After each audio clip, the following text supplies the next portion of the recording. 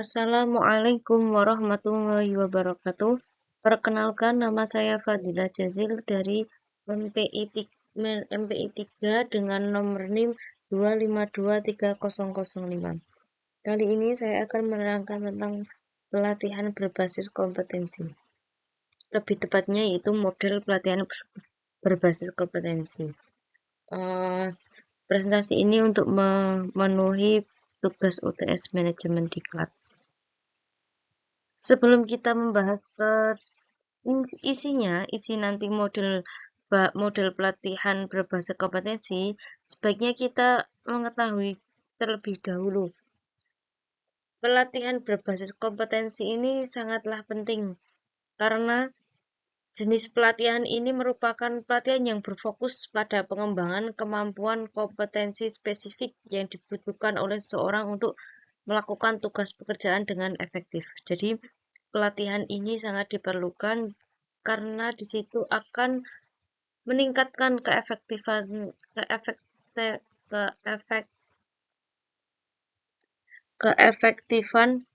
para pekerja dalam perusahaan ataupun dalam sebuah lembaga. Jadi di sini kita perlunya memahami tentang pelatihan berbasis kompetensi karena pengaruh yang akan didapatkan itu sangatlah besar. Kemudian kita akan mengetahui terlebih dahulu bahan pembahasan apa yang nanti kita akan jelaskan di serat-serat selanjutnya, yaitu yang pertama ada pengertian, yang kedua ada tujuan, yang ketiga ada ciri-ciri, yang keempat ada tahap pelatihan, yang kelima ada contoh-contoh, dan yang keenam ada manfaat dari pelatihan tersebut.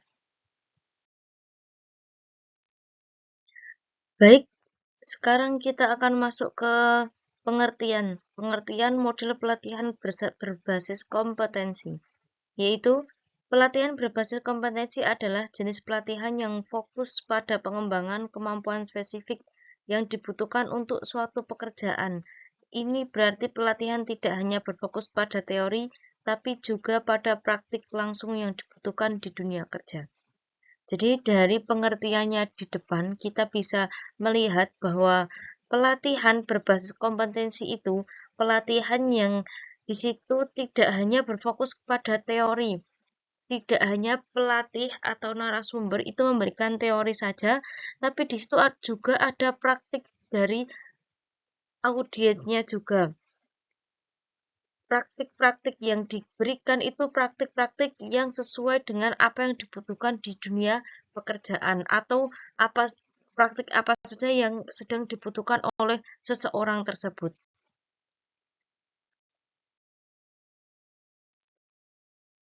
Kemudian kita harus mengetahui tujuannya. Jadi tujuan pelatihan berbasis kompetensi ini kok dilaksanakan itu tujuannya apa? Yaitu yang pertama meningkatkan keterampilan spesifik, yaitu memastikan peserta memiliki kemampuan yang dibutuhkan untuk suatu pekerjaan tertentu. Jadi, tujuan yang pertama itu meningkatkan keterampilan spesifik, yaitu begini maksudnya. Pelatihan itu digunakan untuk meningkatkan apa yang dibutuhkan oleh seorang pekerja atau pelatihan yang dibutuhkan oleh seseorang tersebut. Jadi agar nantinya itu pekerjaannya lebih matang dan ketika dia bekerja itu lebih memuaskan hasilnya. Kemudian mencapai standar kinerja, yaitu menyesuaikan kemampuan peserta dengan standar yang telah ditetapkan. Jadi di sebuah perusahaan ataupun lembaga itu memiliki standar kinerja yang harus dicapai. Nah, dengan adanya pelatihan tersebut supaya apa? Supaya peserta bisa mencapai standar yang telah ditetapkan oleh lembaga atau perusahaannya.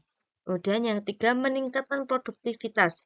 Maksudnya, membantu karyawan bekerja lebih efisien dan efektif. Jadi, nantinya kalau seseorang itu sudah memiliki kemampuan dalam bekerjanya, dalam jobnya, di situ akan bisa mencapai target sesuai yang diinginkan dan bisa mengefektifkan pekerjaannya serta mengefisienkan baik waktunya, baik hasilnya, ataupun nanti efisien dalam selanjutnya dalam bekerja. Kemudian yang keempat yaitu mengembangkan potensi karyawan, yaitu membuka peluang bagi karyawan untuk tumbuh dan berkembang dalam karir mereka. Jadi selain mereka itu bekerja hanya untuk mencari uang, tapi di sisi lain mereka juga bisa mengembangkan apa yang mereka menjadi kompetensi mereka, apa yang menjadi minat bakatnya mereka itu bisa dikembangkan di dalam berkarir tersebut. Jadi tidak hanya mendapatkan uang, tapi juga bisa menumbuhkan serta mengembangkan karir-karir mereka. Yang kelima yaitu menyesuaikan dengan kebutuhan industri. Artinya, memastikan keterampilan karyawan relevan dengan perkembangan dunia kerja. Jadi nanti ketika ada persaingan-persaingan yang datang, persaingan-persaingan semakin berjalannya zaman, itu mereka dengan dibekalinya keterampilannya, mereka miliki bisa menyesuaikan tentang keadaan-keadaan yang baru datang atau yang baru akan dihadapinya. Jadi bisa menjadikan pekerjaan itu tetap efektif dan bisa menumbuhkan dalam target. Oke, yang selanjutnya kita akan mengetahui ciri-cirinya. Ciri-ciri dari pelatihan berbasis kompetensi itu seperti apa? Yang pertama yaitu fokus pada hasil. Pelatihan ini lebih menekankan pada kemampuan yang bisa ditunjukkan atau kompetensi daripada hanya teori. Jadi, ciri-cirinya yang pertama itu fokus pada hasil. Jadi mereka itu nantinya ketika mereka pelatihan itu yang dilatih itu nanti tuh hasilnya itu harus begini, hasilnya itu harus mencapai sesuai dengan target. Tidak hanya mereka itu diberi materi itu tidak, mereka itu diberi materi hanya sebagai pelatihan di awal saja. Nanti untuk kedepannya mereka akan praktek dan praktek supaya apa? Supaya terbiasa untuk mencapai hasil sesuatu dengan efektif dan harus sesuai dengan target, gitu. Kemudian yang nomor dua yaitu berorientasi pada tujuan. Setiap pelatihan memiliki tujuan yang jelas dan terukur, yaitu meningkatkan kompetensi peserta. Jadi, ketika suatu pelatihan komputer atau suatu pelatihan menjadi seorang guru yang baik, itu berorientasi pada tujuannya. Jadi memiliki tujuan nanti ketika dia itu mengajar di dalam kelas, itu harus memiliki target dan harus memiliki tata cara menjadi guru yang baik itu seperti apa. Supaya meningkatkan kompetensi yang ada pada diri peserta tersebut. Jadi yang kedua itu berorientasi pada tujuannya. Kemudian yang nomor tiga yaitu relevan dengan pekerjaan. Artinya materi pelatihan dirancang untuk langsung bisa diterapkan dalam pekerjaan sehari-hari. Jadi materi yang diberikan itu tidak hanya materi yang untuk jangka 5 tahun yang akan datang, 10 tahun yang akan datang, atau materi nantinya kalau kamu sudah menjadi ini, menjadi itu, tidak. Tapi materi yang diberikan dalam pelatihan berbasis kompetensi itu materi yang akan mereka lakukan untuk selanjutnya dalam melakukan pekerjaan tersebut. Yang bisa diterapkan dalam keseharian ketika mereka dalam proses bekerja ataupun ketika mereka dalam proses sehari-harinya. Kemudian yang keempat yaitu berpusat pada peserta. Artinya, peserta aktif terlibat dalam proses belajar, baik secara individu maupun kelompok. Jadi, dari pelatihnya tidak hanya memberikan materi, tapi mereka juga melatih kepada setiap serta supaya bisa mencapai tujuan atau hasil yang diinginkan. Jadi peserta itu diikut sertakan untuk aktif dalam pelatihan tersebut. Tidak hanya yang aktif narasumbernya atau pelatihnya saja, tapi semua peserta diarahkan untuk aktif dalam pelatihan tersebut. Kemudian ciri-ciri yang kelima yaitu terintegrasi dengan pekerjaan. Artinya, pengetahuan dan keterampilan yang diperoleh dalam pelatihan langsung diterapkan dalam pekerjaan sehari-hari. Seperti tadi, nanti hasilnya dalam pelatihan pekerjaan tersebut bisa diimplementasikan sehari-hari. Seperti pelatihan menjahit, hari ini pelatihan menjahit, terus besok bisa digunakan untuk menjahit eh, untuk menjahit yang ada di pabriknya tersebut untuk mencapai target yang harus diterapkan. Kemudian yang keenam, fleksibel. Pelatihan dapat disesuaikan dengan kebutuhan yang karakteristik peserta yang berbeda-beda. Jadi, pelatihan ini tidak memicu pada, oh semua harus bisa dalam posisi ini, semua harus seperti dalam pabrik garmen gitu ya. Tidak semuanya harus bisa menjahit, tidak semuanya harus bisa mengobras, tidak semuanya harus bisa memotong, itu tidak, tapi pelatihannya fleksibel.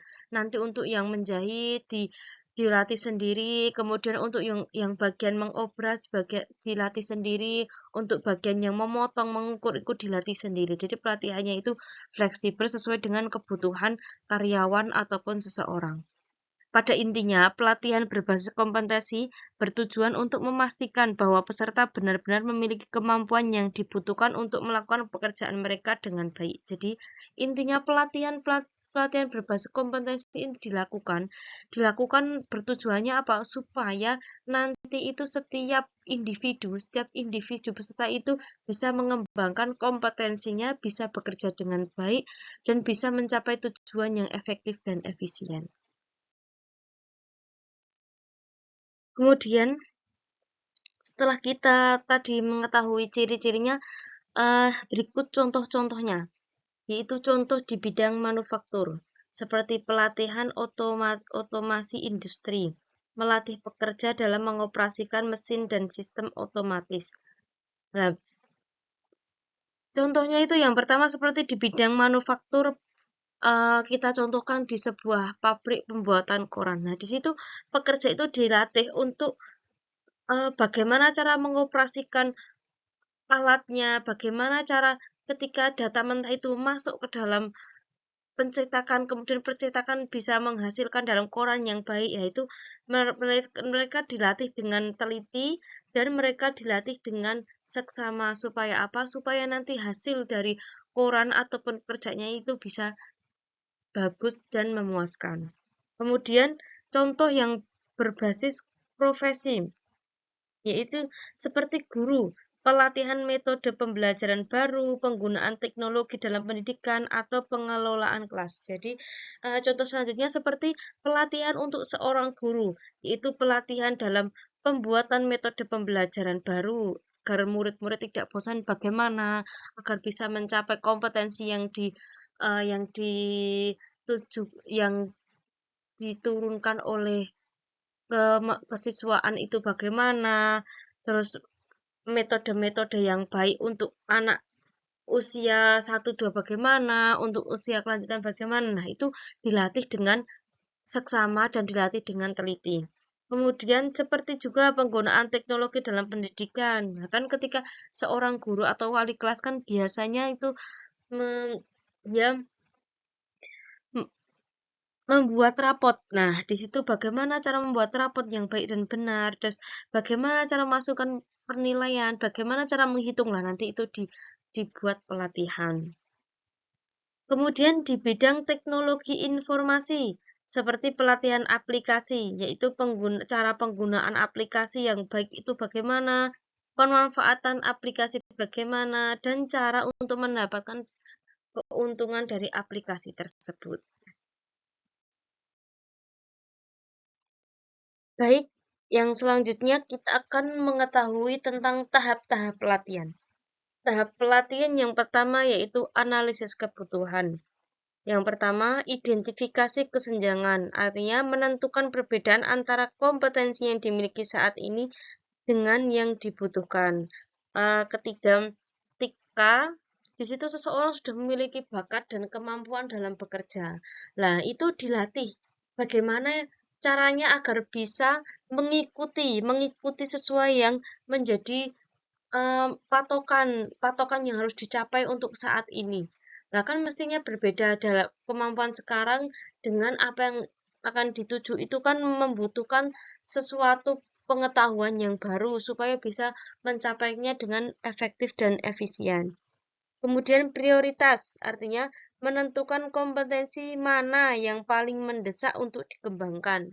Yaitulah ketika seseorang itu memiliki sebuah pekerjaan, kemudian dia itu memiliki banyak bakat, itu harus diprioritaskan dulu. Oh, contoh seperti si A dia bekerja di pabrik garmen dengan staf penjahit. Nah, tapi dia juga memiliki kemampuan untuk mengukur, dia juga memiliki kemampuan untuk ngobras, dia juga memiliki kemampuan untuk berhitung. Nah, begitu dia itu diprioritaskan untuk pelatihan menjahit terlebih dahulu karena di mana dia yang akan dilakukan itu menjahitnya, dia akan yang dikerjakan itu penjahitnya. Jadi dia dilatih dengan uh, pengetahuan tentang menjahit, bagaimana caranya menjahit baju, bagaimana cara menjahit celana, bagaimana cara menjahit selimut. Nah, itu kan berbeda-beda lah. Itu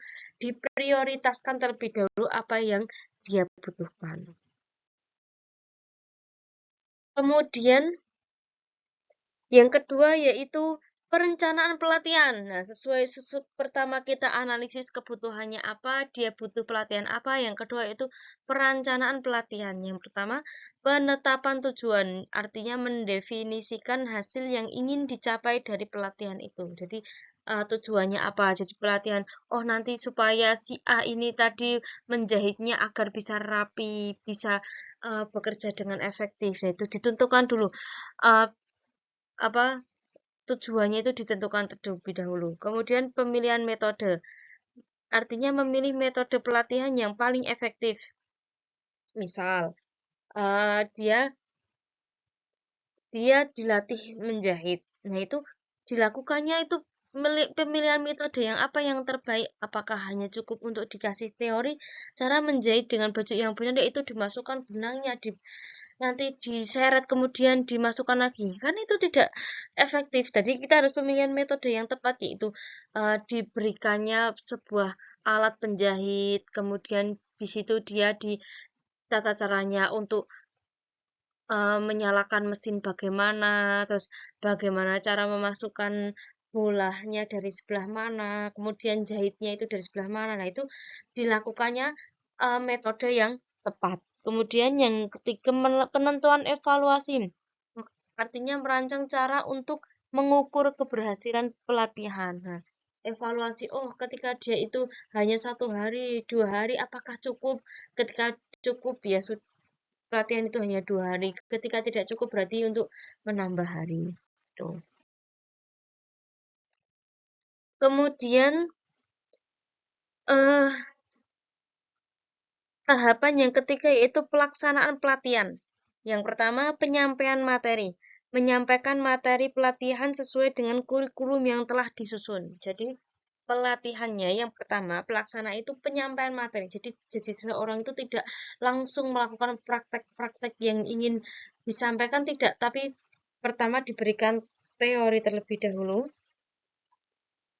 Teori bagaimana tata caranya, bagaimana nanti kamu ini namanya apa, tombol ini untuk apa, kemudian lingkaran inti untuk apa. Lah itu penyampaian materinya disampaikan terlebih dahulu. Kemudian baru yang kedua yaitu praktek dan latihan, yaitu memberikan kesempatan peserta untuk mempraktekkan kompetensi yang baru dipelajari. Setelah diberikannya materi, pengertian, pengetahuan, kemudian mereka diajarkan untuk praktek. Nah, di situ praktek tersebut diawasi dan diteliti supaya nanti apa pesertanya bisa maksimal. Kemudian umpan balik, memberikan umpan balik kepada peserta untuk meningkatkan kinerja. Jadi umpan baliknya ketika mereka sudah menghasilkan sesuatu dari praktek tersebut, kemudian kita berikan masukan. Oh, ini ternyata masih kurang. Tolong ya besok kalau mengerjakan harus dibeginikan. Nah, begitu. Kayak contohnya kayak eh, di praktek menjahit berarti hasilnya itu sebuah baju. Kemudian dievaluasi.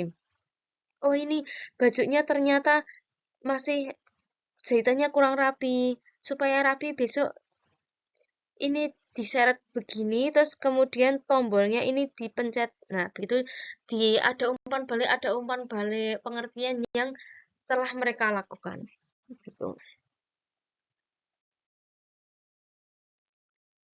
Kemudian tahap yang kelima yaitu tahap tindak lanjut. Yaitu pertama implementasi, membantu peserta menerapkan kompetensi baru dalam pekerjaan sehari-hari. Jadi setelah pelatihan pun tidak langsung kita lepas begitu saja peserta-peserta tidak, tapi ketika sedang diimplementasikan di pekerjaan sehari-hari tetap ada pengawasan untuk membantu supaya apa? Supaya bisa menerapkan dengan baik dan benar. Kemudian pengembangkan lebih lanjut, artinya menyusun rencana pengembangan kompetensi. Nah, setelah ada pelatihan terus menyusun rencana-rencana. Oh, setelah dia mahir, kemudian kita akan melakukan tambahan job atau tambahan karya baru lah begitu. Menyusun rencana pengembangan kompetensi tersebut. Setelah kita mengetahui tahap-tahap pelatihan, kemudian tadi ciri-cirinya, contoh-contohnya, pengertiannya, bahkan tujuannya, maka sekarang kita wajib mengetahui apa toh manfaat dari pelatihan berbasis kompetensi ini untuk apa, supaya apa manfaatnya. Nah, mari kita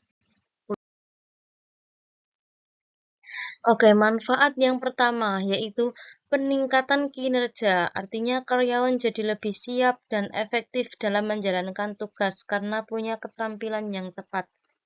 Jadi, setelah pelatihan itu kan karyawan bisa memiliki keterampilannya itu bisa menambah beberapa persen atau bahkan menambah 100%.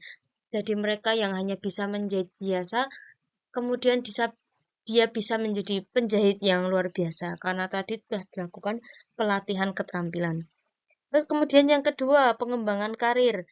Artinya pelatihan yang tertarget membantu karyawan mengidentifikasi area yang perlu ditingkatkan dan membuka peluang promosi. Jadi ketika uh, dari pabrik satu hari harus bisa menjahit 1000 pasang baju anak. Nah, ketika dia sudah mahir, sudah sudah terampil dalam menjahit, dia akan mampu dia akan mampu mengambil target tersebut dan bisa menambahkan promosi. Oh, ternyata karyawan ini bekerjanya bisa baik dan benar, bisa memenuhi target dan bisa efektif. Lah, itu bisa mendapatkan promosi diri sendiri. Kemudian yang nomor 3 yaitu efisiensi biaya, artinya pelatihan yang tertarget pada kebutuhan spesifik perusahaan dapat menghemat biaya. Jadi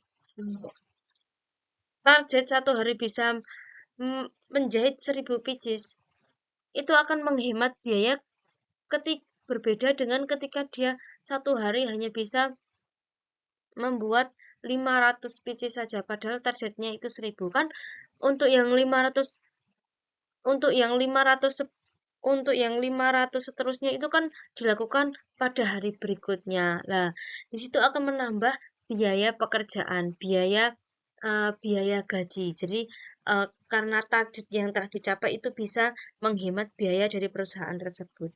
Kemudian peningkatan kualitas, artinya produk atau jasa karyawan yang kompeten menghasilkan produk atau jasa yang lebih baik. Jadi hasilnya pun nanti akan menjadi lebih baik, produknya lebih rapi, targetnya bisa terpenuhi, kemudian bisa mengembangkan pabrik atau perusahaan tersebut.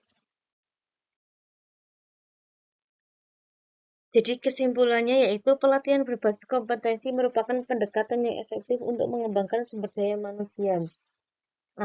Sini untuk mengembangkan sumber daya manusia. supaya lebih efektif dalam bekerja. Dan juga pelatihan berbasis kompetensi ini dapat memfokuskan pada pengembangan kompetensi yang relevan. Pelatihan ini dapat meningkatkan kinerja individu ataupun organisasi. Jadi dari diri seseorang tersebut juga memiliki keterampilan yang bertambah dari perusahaan tersebut juga bisa mencapai target dan bisa menambahkan kekuatan dari perusahaan tersebut. Terakhir, quotes, belajarlah seolah-olah kamu akan hidup selama-lamanya. Jadi, sebagai kita, walau mahasiswa maupun tidak, kita itu wajib belajar. Seakan-akan kita akan hidup selamanya. Selamanya yang akan menemukan rintangan-rintangan yang sangat sulit. Terima kasih, sekian presentasi dari saya, Fadila Jalil. Semoga ada manfaatnya. Ketika nanti ada masukan-masukan atau pertanyaan, serta nanti ada yang udah kesalahan, mohon maaf dan bisa disampaikan lewat komentar. Terima kasih, sekian. Wassalamualaikum warahmatullahi wabarakatuh.